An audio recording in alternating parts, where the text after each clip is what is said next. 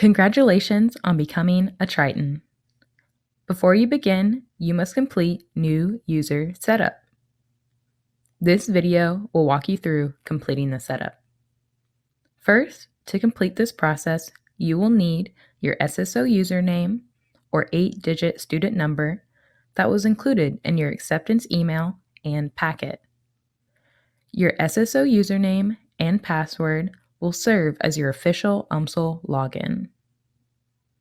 There are 5 main places where you will use your SSO username to log on. My Gateway portal that includes MyView, MyConnect, and more.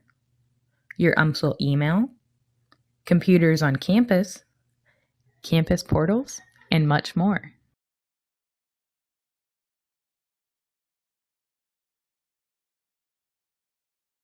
Click on the password button.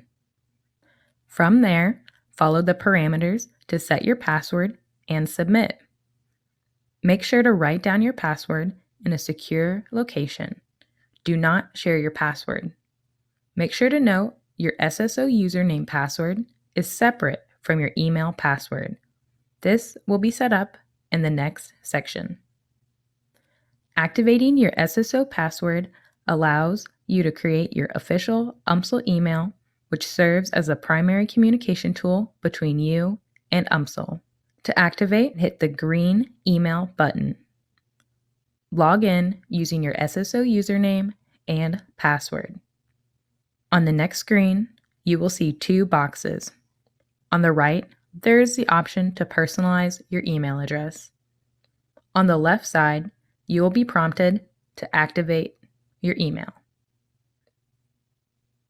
Check that your UMSL email is your sso@mail.umsl.edu.